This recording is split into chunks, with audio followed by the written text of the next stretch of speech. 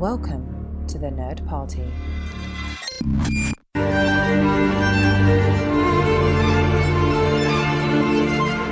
Hello and welcome to the A24 project here on the Nerd Party Network, where every 2 weeks we look at the filmography of A24, 2 films at a time.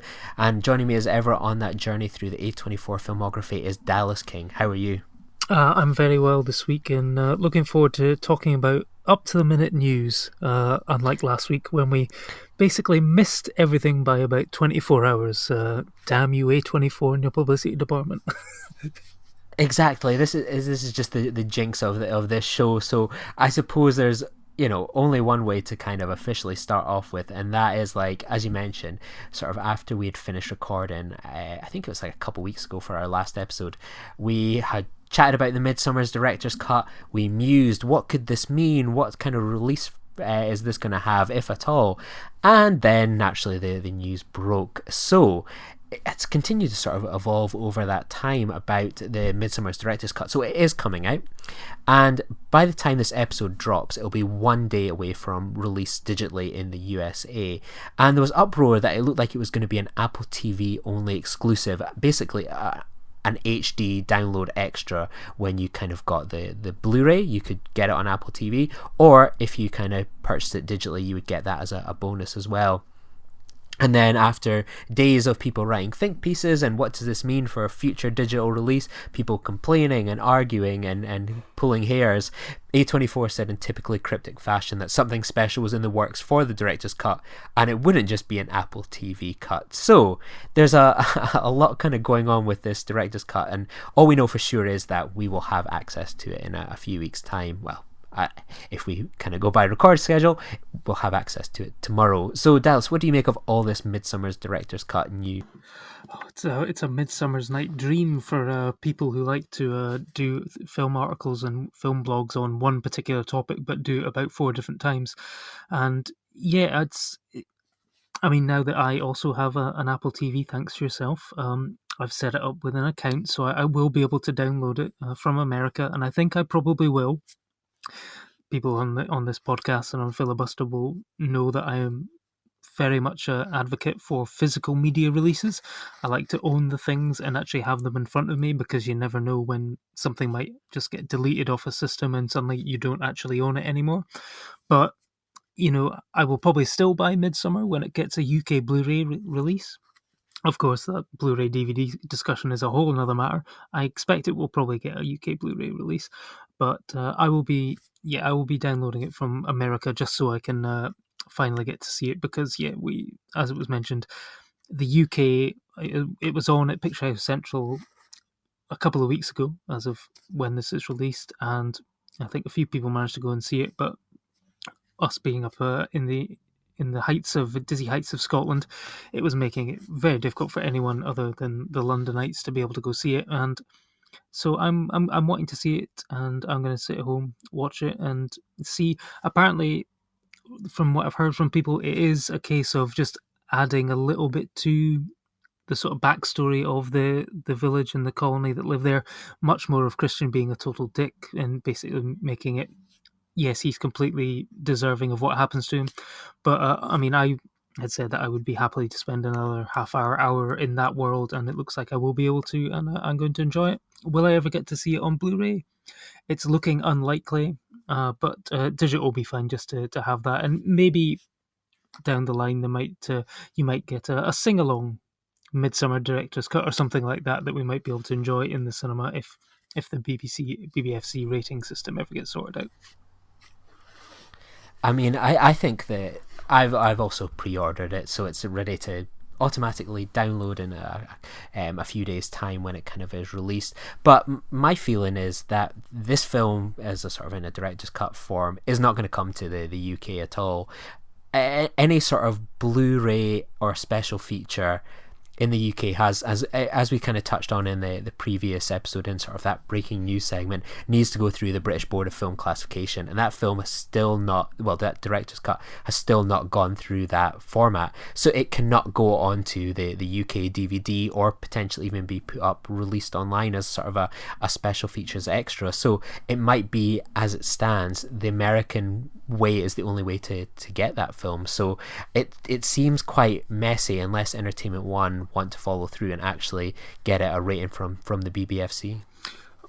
Well, there's still a chance it could appear on the Blu-ray, I think, because I think what would have happened is they would have had to go through the BBFC to get it rated for cinemas, and then they would have to also then do it for the home release, because certain things happen. You do need to get it rated for both, and if you're putting it onto video, that's a whole. Basically, you have to get it re-rated because sometimes things change, especially because anything with a 12A, obviously Midsommar is not a 12A, but a 12A film has to be rated 12 normally for home release, so it does go through a re-rating process. So maybe they were just not going to want to pay it twice, and you never know, we might get a double bonus Blu-ray box set. But as far as I'm aware, I haven't seen a proper release date for it yet, so fingers crossed we may still get something. But I mean, it may be up to, I mean, this is obviously the way that A24 have decided to release it in the US. You know, everyone was talking about this Apple exclusive. As we know, A24 and Apple have worked together for a few years now on projects, so it wasn't really that much of a surprise to me that they may have got an exclusive. Obviously, they're now widening it out, but I think it will be down to, I think it was Entertainment Film in the UK, so depending on how they want to play it, I think it will be, there's still a chance the UK may get it, although it may be rather slim at this point. I was actually in a position where I could have seen the Midsommar's director's cut a few weeks ago, so I was basically given the permission to go see it. So I was down in London to see the Fleabag stage play, and one of our favourite places to enjoy a nice drink, a bit of a chill out in central London is Picture House Central, which is the home of Midsommar, and we were sort of there for a little while. I kind of was making a joke like, oh, the film starts in like 50 minutes, we could go see it. And my girlfriend turned around in an act of pure love, went, you have my permission to go see the Midsommar's director's cut. I'm happy to just chill out here. You go see the film. We'll meet up afterwards. That's not a problem. And I went, you know, I'd rather do it together. I feel bad that we've come down for a romantic weekend away in London, and I'm going to ditch you, not for like 2 hours, you know, which could maybe be all right, but 3 hours plus trailers to watch that director's cut. And I was like, well, if you come with me, I'm happy to go see it. But she was like, nah, it's not my cup of tea. And I just felt that I would have been so uncomfortable, and potentially it could have been used that I was being a bad boyfriend if I had gone and seen that film. And if Midsommar tells us anything, is don't be a bad boyfriend. So even though I had this blessing, I was told it's definitely not going to be a problem, I couldn't follow through up on this absolute open door opportunity to see the Midsommar's director's cut in the cinema. So I have unfortunately had to go. I had to miss that opportunity. I just felt too bad. You passed the test. I think you definitely passed it. It was clearly a test, and you passed it. You will not be burned alive inside a giant bear costume. I might have taken the opportunity. Who knows? It's. I do like going to see movies, so yeah, I would have been tempted, but it's a catch-22. You'd be damned if you do and damned if you didn't. So, I think you made the right choice, and yeah, I don't think you'll be burned alive anytime soon. I think I made the right choice, but there's nothing worse than watching a film and knowing that you might be like, oh, is this definitely okay? You need to watch films guilt-free, and I just felt like I would have been like, even though it's definitely okay, you are not going to get in any kind of trouble. I felt like I would have got in trouble. Yeah, I think the content of the film would just increase your sort of paranoia and guilt to such extremes that I think you probably would have had a mental breakdown as well. I decided to blame Entertainment One for this situation and not this opportunity that I only had this one little opportunity, this one window to go see the film. So I found the right people to blame here. Some would have said it was serendipitous, the fact that you were in London with the opportunity to see it in the first place and giving that up. Ooh, is that the bigger crime? Listeners, let us know. Was Lee right or wrong to skip out on the opportunity? Let us know. Absolutely, and in news as well. There's really not much we can say at this point because there's no trailer. There's nothing else other than good buzz coming out for Uncut Gems, the latest movie from the Safdie brothers. Their follow up to Good Time, starring Adam Sandler, has premiered in the Toronto International Film Festival at this point, and we don't know much about the film beyond the basic plot. We have no trailer to go on. So far, we don't have any announcement that's even going to make it to London. So, are you excited for this film that we don't really know much about, Dallas?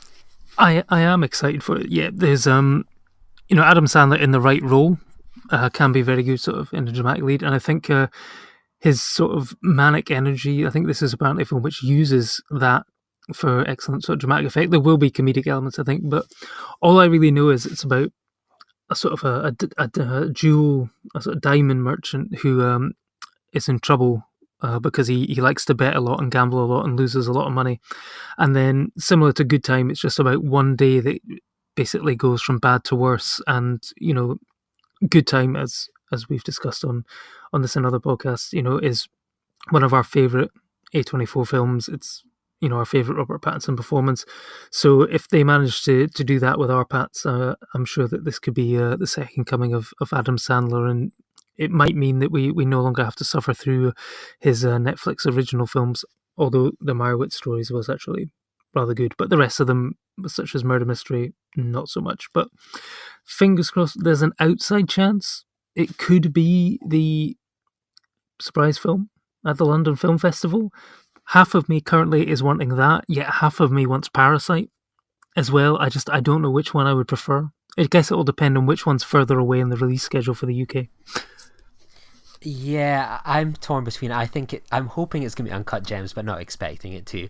I'm hoping it might be Little Women, but I'm maybe not expecting to. Parasite feels like the fact that we've got a release date for it, and it kind of feels like it's premiered in everywhere else in the world at this stage by the UK. Maybe has ruled it out for sort of special kind of surprise film front. It's a tough one to know. Yeah, Little Women. I mean, Greta Gerwig has got past history as being a surprise film sort of contestant, so there's a chance, but that's a big one to be able to pull off. So I think, well, A24 have history. The surprise film at Glasgow this year was Gloria Bell. Obviously, we're talking about UK releases as if A24 behind them. Obviously there's a whole other sort of distribution network over in the UK, but we still consider them A24 films, and with my A24 hat on, I would like Uncut Gems, I think. And I think there's it's probably, given the betting thing, I'd say it's probably the front runner at the moment to make an appearance, I think. Yeah, well, I guess we'll find out in a few weeks' time. But in terms of hearing from people as well, we have another A24 interview coming next week, and it's an absolute really special one, and it's going to be about a 70-minute long discussion with Chris Bergoch about the Florida Project, and he's the co-writer of it. He's long-term worker with Sean Baker. So here's a little preview of our upcoming interview. I'd read was that when Sean was looking to get Willem Dafoe involved, he sat down, and Willem, compared to a lot of other people that were maybe interested in the role or you'd spoken to, he just got it in a way that a lot of other people didn't. What was it like to get someone like him involved? Was there a worry that when you think of your other kind of previous work and the rest of the cast, these are all unknowns, was there a worry that people might look at this and think, oh, that's that bad guy from that movie, or hey, that's that notable face? Was there any sort of worry about that? And what was it about this film that it really struck with Willem so much that he was like, I want to be involved? Yeah, that's such a great question, Lee, because it is a concern, and we always write.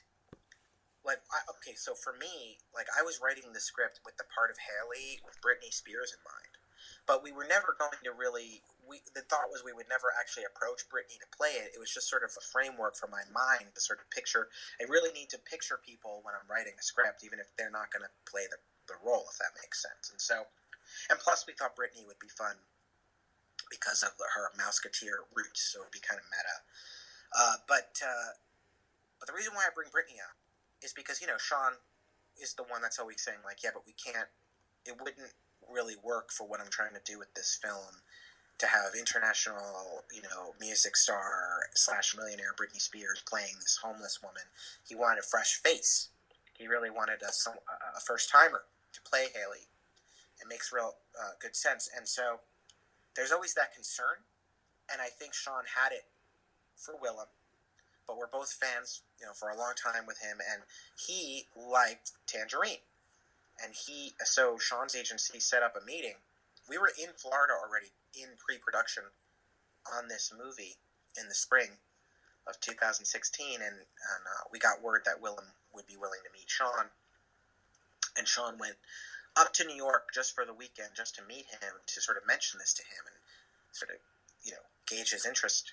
And he was ready because he just liked, what Sean was all about, the kind of films that he was doing. And Sean explained to him what the process would be like, and working with a lot of first timers. And I think, from what I remember Sean saying, I didn't go to New York for that meeting, but he was very jazzed at that concept. It was like sort of a very intriguing concept for him to jump into something like this. And I think Sean sort of felt in Willem's case that he's such a guy who could fall into the role and lose, that the Willem Dafoe-ness of Willem Dafoe, if that makes sense, and sort of put the Green Goblin out of everybody's head, which all the kids loved him as, and just fall into the role of Bobby. And it was also great because we originally had the role of Bobby, and Bobby had a sort of a right-hand man that we always were writing with a Steve Buscemi kind of guy in mind. And what we did was we combined those two roles, because now if you're going to have Willem Dafoe in the movie, you gotta give him more to do, right? And so it benefited the script in the sense that it kind of encouraged us to combine those two roles and give Bobby more weight.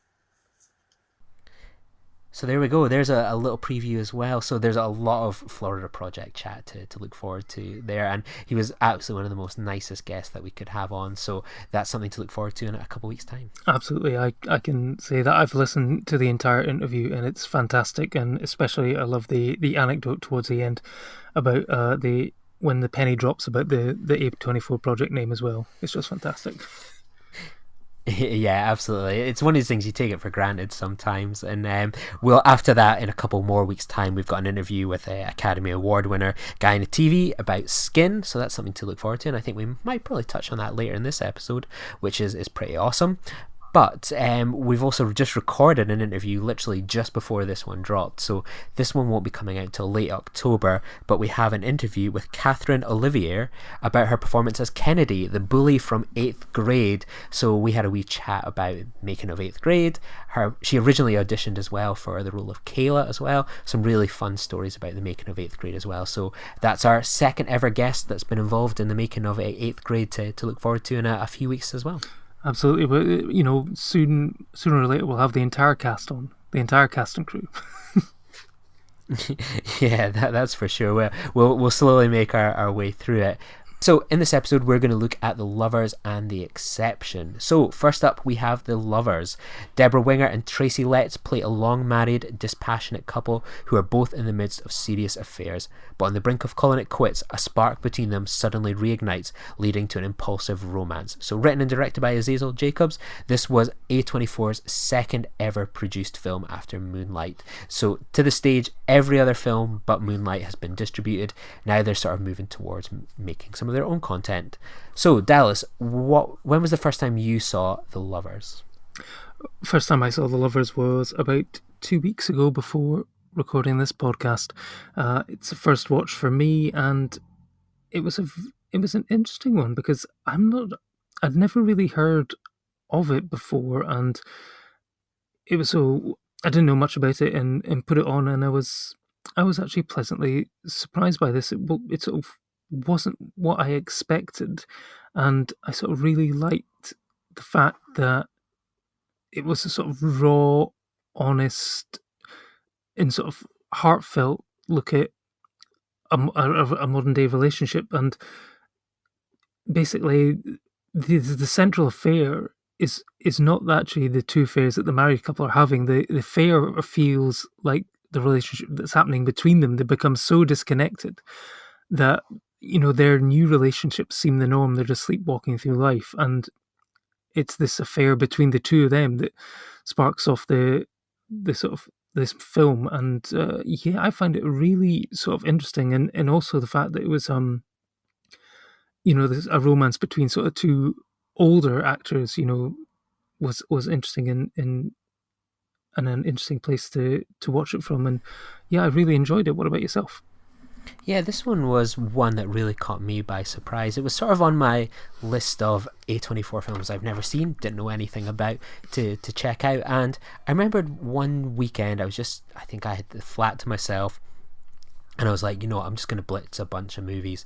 And then I remember this one really caught me by surprise in sort of a really niche A24 way. Like, I was like, The Lovers, it's on Netflix, I'll put that on to watch now. And then when the film opened with the A24 logo, I was like, that's something that we don't really get here in the UK by this point of the filmography, because, as we say, A24 distribute nearly all the other movies that they've done, and the rest have either been released maybe by Film 4 or Entertainment One, you name it. So with this, it was kind of like, okay, this is odd that it's an A24 film and it's got the logo in the UK. And that's when I sort of realised this was a movie they had put the money into. And we sort of know some of the bigger movies that they've perhaps put the money into, your Moonlight, Ladybirds. So that one really kind of caught me by surprise, and I really enjoyed it. It was for me, this is the point of sort of maybe doing this podcast, to be honest, is that we think of all the films that we've kind of discussed kind of in the past and to come. A lot of them are well known, or ones that people are familiar with perhaps. This one, I think, kind of flies under the radar for a lot of people, and I think it's a real gem of a film. I think people think of A24 films as being focused on perhaps younger characters, hip, trendy people, people from the coastal elite areas. For this, it was just about older people and romance, and I think we talked about it in the interview we did with Azazel Jacobs a few months ago. This movie sort of appeals to that grey pound, that getting that older audience in that might see themselves reflected in these characters and not necessarily just turning up to see the same stories about younger people again. Yeah, no, absolutely. I think it was refreshing to see, this spin on, because as you say, up till this point, I think, a lot of the A24 films have been very sort of, no, I hate to use the word hipster led, but they have been definitely aimed at a younger audience. The A24 stands who are always on Twitter, buying the cool T-shirts and stuff like we've just done, and this is definitely, it'd be interesting to see what the wider A24 Hive audience think of this film, because it is very different. But I think what appeals to it is the honesty and the writing. If you completely believe these characters, and the when they sort of develop the spark between them, you actually end up rooting for them, even though clearly stuff has happened between them that has led them to drift apart. But you're actually then actively wanting them to get back together, and it was you sort of. Obviously, it then goes down a way that we can discuss in a bit. But I found myself really really rooting for these two to make it work and get back together, I think.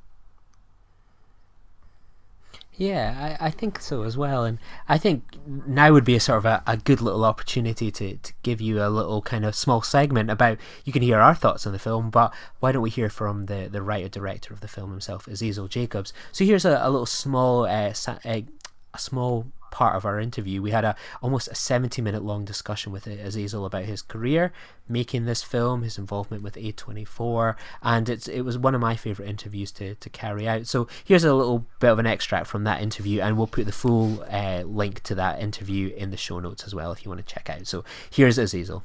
Is it challenging as a young man like yourself to get into the mindset of an older couple who have lived through such a long relationship together, or do you draw from your own experiences and those around you?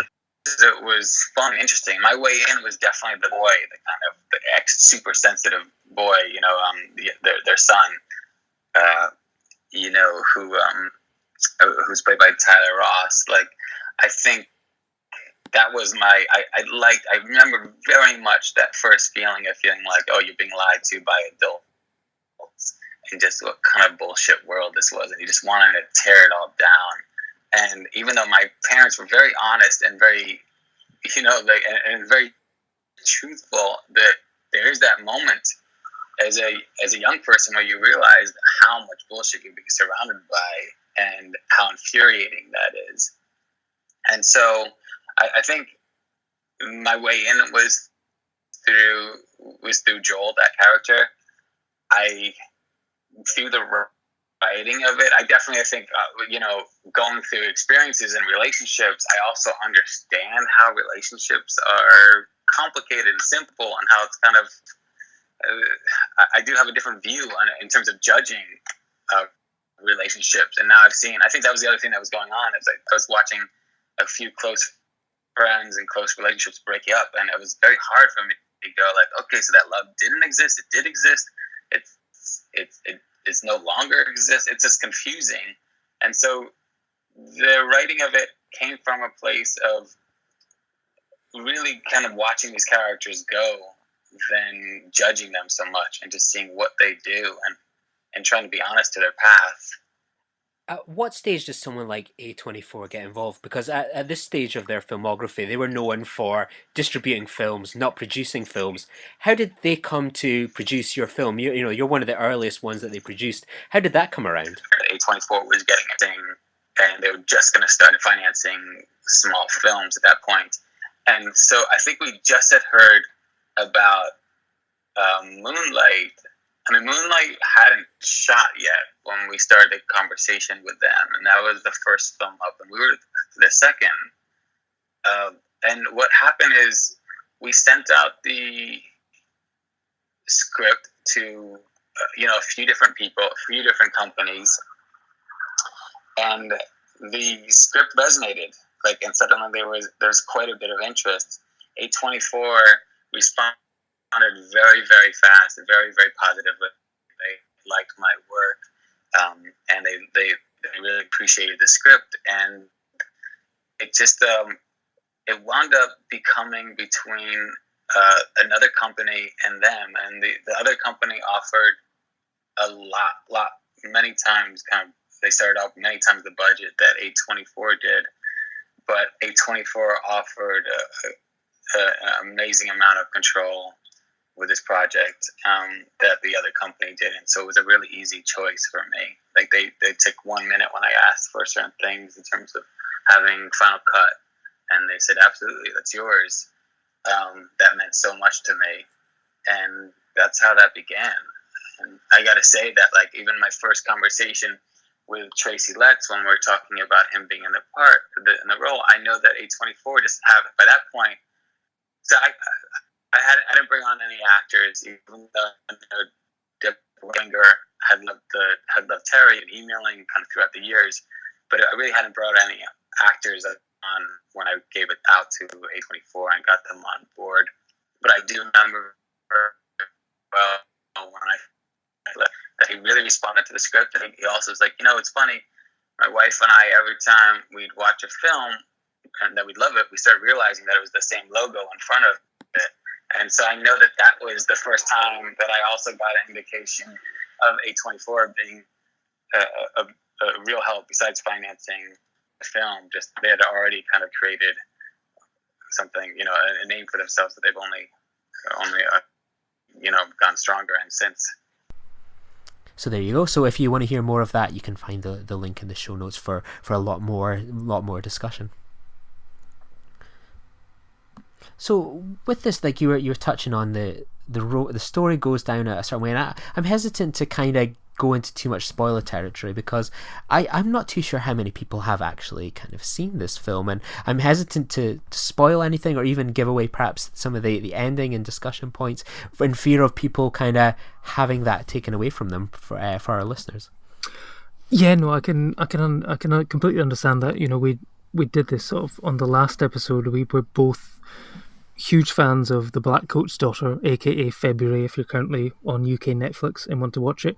And we'd basically found this film first time watch and sort of decided it was a hidden gem, and a lot of stuff happens from the halfway point onwards that we were very keen not to spoil and discuss, because like you say, everyone knows the big hitters, but we're now sort of reaching the point where I guess because A24 have almost so much content. I mean, they seem to be releasing about sort of 12 films a year, that not all of them maybe get the same level of a push in America, or certainly in the UK, where some don't even really get proper distribution. So sometimes there will be films like this that haven't really sort of managed to break out into the mainstream. So I can understand. Yeah, we don't want to go into too much detail as to the ending, but I did think, you could tell that it was leading to something, and it's not a spoiler to say that they keep talking on the phone whenever they're together with their two other partners, played by Aidan Gillen, and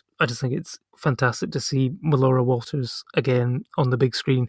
She's someone who, if you listen to the episode on 1999 on Filibuster that we talked about, your number one film of that year was Magnolia, and she was just fantastic in that. And she's someone that we haven't really seen as much of as we should have since, so it was nice to see her back in a role like this. And I think that when they're talking to them, they keep talking about the fact that, our son's coming, he's coming back from college, he's coming out of college. After that, it's definitely over, and then we can continue on with our relationship. So we're going to talk to my wife, I'm going to tell her it's over, and that's it. And it's just, I thought it was an interesting twist that all American movies seem to have families disintegrating when they're meant to be coming together on sort of dinners and holidays. You mentioned Krisha, earlier, and this is a film where the same thing happens. People are coming together for dinner, but instead of coming together, basically it fractures them completely. And, arguments happen, secrets are exposed, lies are exposed and stuff like this. And, at least it wasn't set at Thanksgiving, so it didn't have that cliche, but, it's all building to the sort of powder keg. Will, the truth come out and stuff like that? So it was really sort of, that you could feel a bit of tension sort of building up towards this, what's going to cause the thing to switch, and I did like that. And I mean, it's completely sold by the performances of Debra Winger, who up until sort of watching this film, I realised that I kept getting her and Barbara Hershey mixed up, because I was sure that she was in Beaches, and no, that turned out to be Barbara Hershey, but she was in Tears of Endearment and Officer and a Gentleman, and then sort of Tracy Letts, Daddy Ladybird, who will be coming up in a bit. And fun fact, also the writer of Killer Joe, which features the most creative use of a chicken drumstick in cinema history as well. Yeah, definitely. I think it's such a great cast, and it's one of these ones that for me, it came up the other day where someone was like, what we need to do is do like I think it was a critic from Little White Lies did, we should have a bad dads calendar for A24 characters, and then someone kind of put underneath, but what about a good dads one for someone like Tracy Letts? And I kind of replied, I was like, well, actually he's a good dad in Lady Bird, but an absolutely pretty terrible one in The Lovers. And I get the impression that, when people have spoken about, oh my god, Tracy Letts is amazing in Lady Bird, and and he certainly is, but I think in The Lovers he's just that little bit, he gets a more fuller role. And I feel that if you're a fan of Lady Bird and you want to see someone like Tracy Letts in he gets the full kind of lead-in man performance in here, I think this is definitely one to check out. No, absolutely. I think he's acting wise, he's not someone that I've seen much of other than small roles. It was great to see him in a full leading role like this, and he's definitely, I do want to check out sort of more of his back catalogue, because I think he's got such a great presence. He's very sort of gentle and welcoming, but you can tell he's got an edge to him because he's very adept at sort of lies and deceit and stuff like that. So he's the kind of person who you'd probably be able to see as playing a villain in like a Hollywood sort of action blockbuster, someone who's meant to be like the good person, but then twists later on and turns out that he was actually the mastermind behind it all. I think he's got that kind of role in him, I think, and it'd be something that'd be exciting to see, I think, on the big screen in the future. Yeah, definitely. And one thing I really enjoyed about this film as well was the score by Mandy Hoffman. What did you make of it, Dallas? Oh no, yeah, I did like the music. I thought was really, it sort of helped to sort of build the sort of levels of emotion throughout the film, and also love the use of music and in the film as well. I thought particularly the song this is almost like a running gag about, that you can play the piano, and then sort of when he plays that song at the end, it's just sort of utterly sort of encapsulates the whole sort of mood of the film and how it's going to play out from that point. I thought it was really sort of really. I'm not going to actually say the word because then that would actually give away potentially the ending. So I'll just say that it was very effective and spot on in its use. Yeah, definitely. This film kind of got me to having a wee think as well, and I know we touched on it sort of a little while ago when we talked about 20th century women, sort of the current state of play with something like Annapurna, where Annapurna have been known for like throwing money at like auteur filmmakers to you go make whatever the hell you want, blank check basically, and for better or worse that kind of system has led to them sort of to bankruptcy. Basically they're having to pay out and bail out lenders after some underperformances at the cinema. It's got me to sort of thinking about sort of the A24 model just that little bit, where we looked at Moonlight and I think it cost at most maybe 2 million. It wasn't a huge investment and it went on, won the Academy Award. Something like The Lovers, I don't have the budget information available to hand, but I don't think the film was going to have cost more than a couple million to make. And again, it'll be a nice return on investment. It did well in the film festival circuit. It's there on Netflix now. It probably puts some money into the coffers every single day. And it makes me sort of think about what's maybe the better model.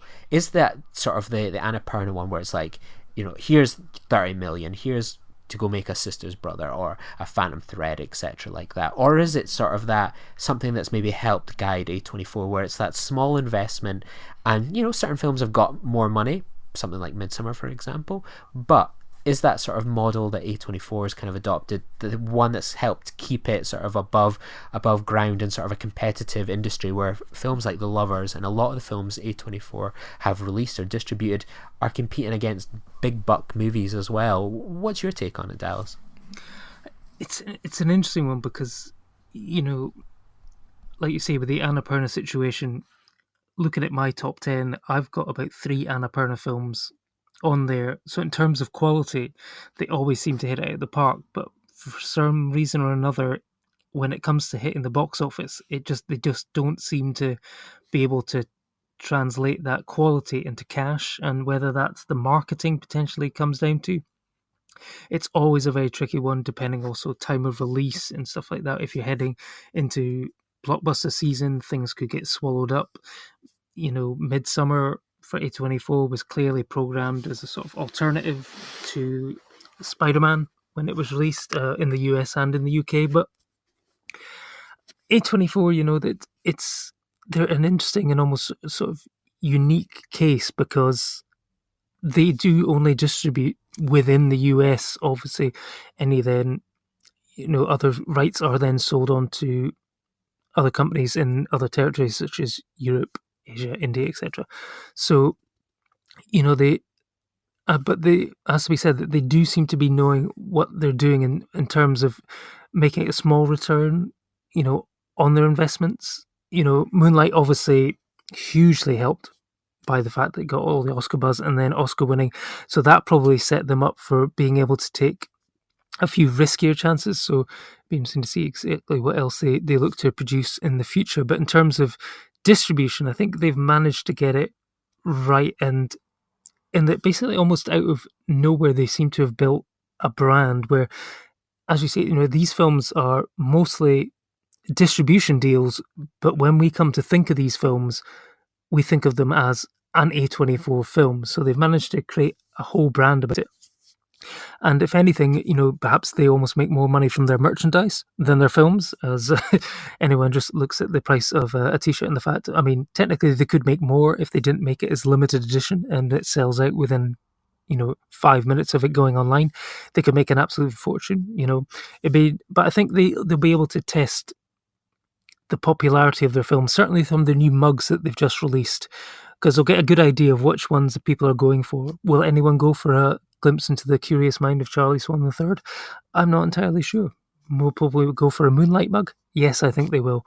But I think they've managed to certainly go very well so far in we got The Farewell coming up, so they're clearly looking at films which tap into certain areas of the market that are potentially, like you say, with this one, that are neglected, in that this is a romance love story for older generation. So basically, they pick and choose their battles. They never, so far as well, I don't think A24 have ever released one that has gone wide market, will appeal to absolutely everyone.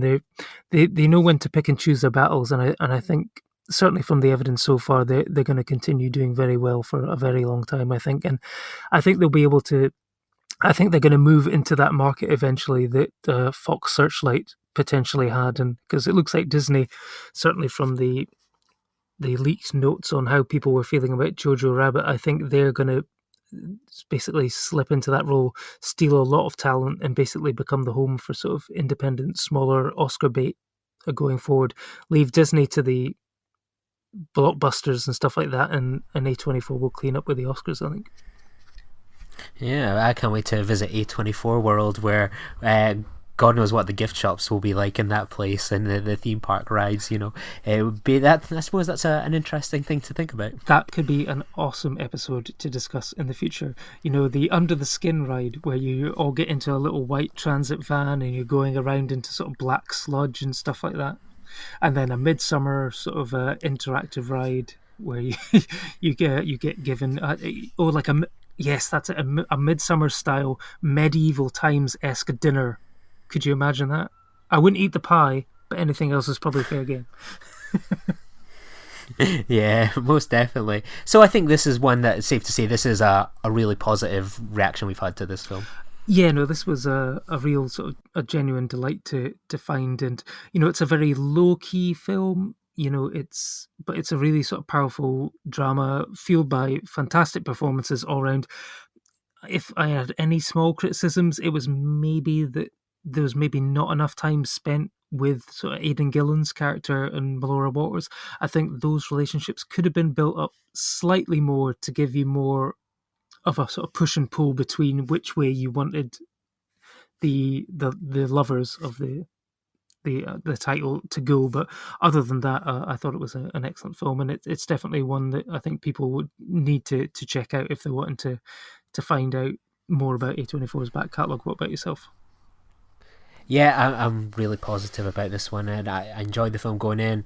My interview with Azazel enhanced it, and it's added more to the film for me to think about as well. So yeah, a really enjoyable film, and makes sort of doing this podcast, it's not just rewatching the classics that we know are going to be great. It's sometimes we've had some negatives along the way, but we found some real gems, and I think this is definitely one of them, and I hope that we can, by covering it, people will definitely check it out. I hope so, and there may be a few more negatives on the way, you never know.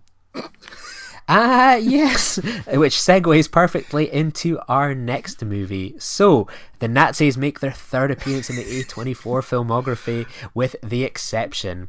Though there's no Nazi dogs this time, but Christopher Plummer returns as a German. Very disappointed at the lack of Nazi dogs. I was scouring every inch of the frame during this film looking for one. I know, I was doing the exact same, but Christopher Plummer returns as a German as he plays the exiled Kaiser Wilhelm II. So, a German soldier tries to determine if the Dutch resistance has planted a spy to infiltrate the home of Kaiser Wilhelm in Holland during the onset of World War II, but falls for a young Jewish Dutch woman during the investigation. So, Dallas, was this a first-time watch for you? This was indeed a first-time watch for me. It was one which I'd actually never heard of before starting the project, and yeah, I think there's probably a reason for that. It was one that I managed to find a copy in my local library, so it did get a release, but it was one that, this one, almost more than any other film, I think, doesn't feel like an A24 film to me. It feels like a BBC sort of period historical drama that you would watch on a Sunday night rather than an A24 film. What about yourself? 100% agree. Remember there was that film earlier in the year where it had Keira Knightley, and it was about some sort of German love romance. I can't remember the name of the Aftermath film, but it was like advertised at the aftermath, and it was advertised in like train stations. You saw the trailer, but you never actually knew anyone that ever actually went to see that film at all. And you watched it and you think, that's a film that I'm pretty sure I've seen like 100 different times in different places. And yeah, like this was a film that I was watching it, was like, A24 have a type of film that they make. It's, films from a unique point of view, and sometimes those are great films, whether it's something like The Lovers, Lady Bird, Moonlight, whatever, and sometimes it comes up short. But this film, I was like, oh right, I don't necessarily get what this brings at all, and I don't really understand why they would invest in distributing this film. I know it kind of was a straight to sort of distribution on sort of DirecTV, but I couldn't really see why they wanted to put any kind of money into this film. And I suppose we now probably judge it by who would buy the mug with this film name on it. I don't know who's going to buy this mug, and I always run it by the old test. I sometimes check Letterboxd before I watch an A24 film to see, hey, what's the consensus from my pals on it, just in terms of a star rating. And this one had barely anyone at all had viewed it, if any of my friends, apart from you. So that's kind of telling in itself. Usually these films can take up pages, or there's 10 to 15 people. This one had my esteemed co-host. Yeah, I mean, you said there that, the A24 films look for films that have a unique point of view, and this certainly does have a unique point of view in that it seemed to suggest, we've reached a stage where films about the Nazis are, well, hey, not all Nazis are bad. This is a good Nazi because, he falls in love with a Jewish Dutch girl and wants to basically make sure she escapes the war because she happens to be, and I'm sorry, I'm going to spoil this film because I don't care. Basically, he gets into the thing, is like, he's got to search for a spy. There's apparently a spy in the house who's feeding information to the Brits. And it's like, I don't know, I think you could have, as long as you've watched any film in the history of cinema, you know exactly who the spy is going to be. Unless you've got like a big name actor in a very small minor role, it's basically going to be exactly who you think it's going to be. And it was no surprise when it actually turned out to be that. And yeah, it was just, this has to be probably one of the most dull and boring films that I've watched on the A24 project. There was just no real sense of urgency, and I mean, I expect it probably would appeal to people who like The Aftermath, or that kind of historical, like Suite Française and other films. I had a look after watching this film, and yeah, it's based on a book. People have got slightly alternative takes on history and like putting sort of romances in where there doesn't need to be romance.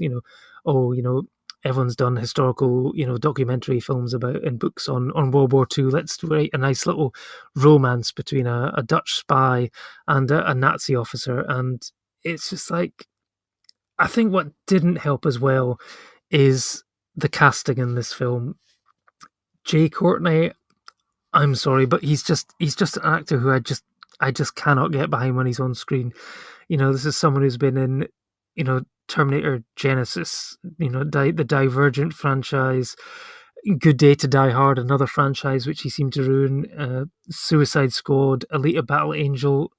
He's just a presence on screen that just does not captivate me. And I have to say that Lily James is kind of the same.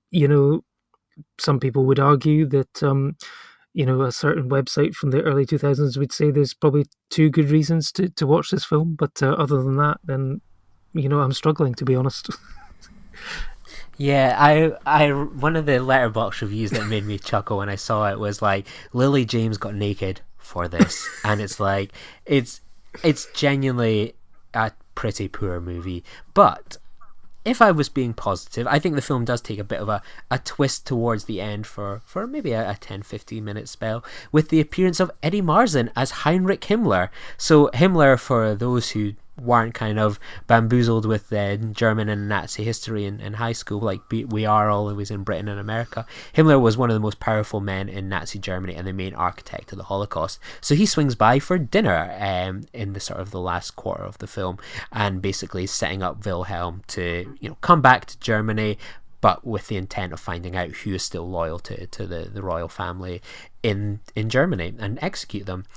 I found the film somewhat interesting when he made an appearance because it brings quite a sinister edge that we've had this, as you mentioned, Nazis, here's some of them as kind of good guys and whatever's kind of going on here.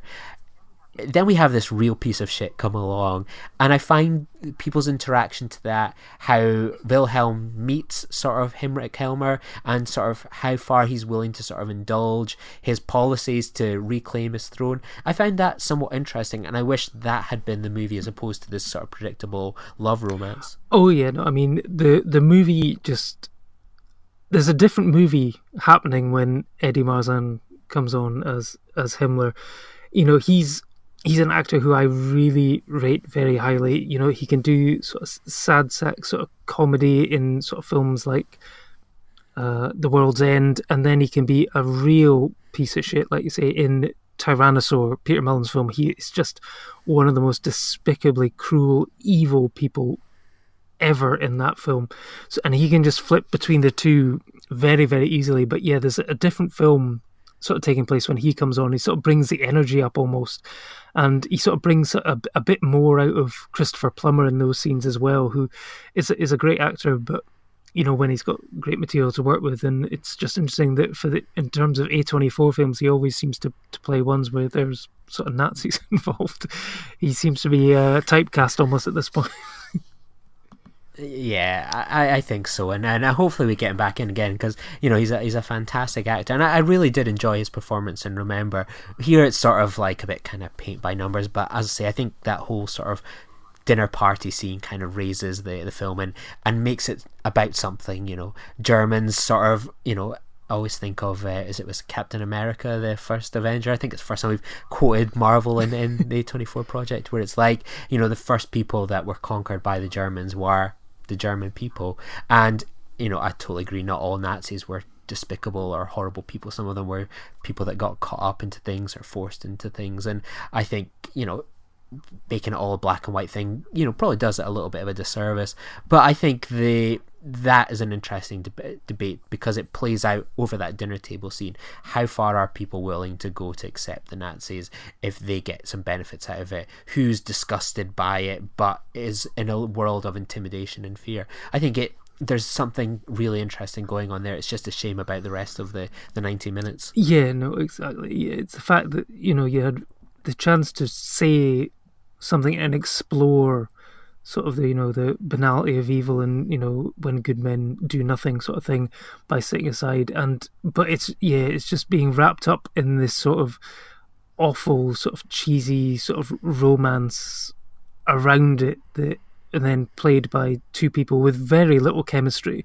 It has to be said, if there was any chemistry between Courtney and James, then perhaps you could have been more invested in it. But unfortunately, I think I was searching for a way to put in a pun about this is the exception to the rule in terms of quality A24 films, but we have had a few stinkers in the past, so it's certainly not the exception, but it is definitely down near the bottom for me in terms of dull, lifeless missteps on the A24 catalogue so far.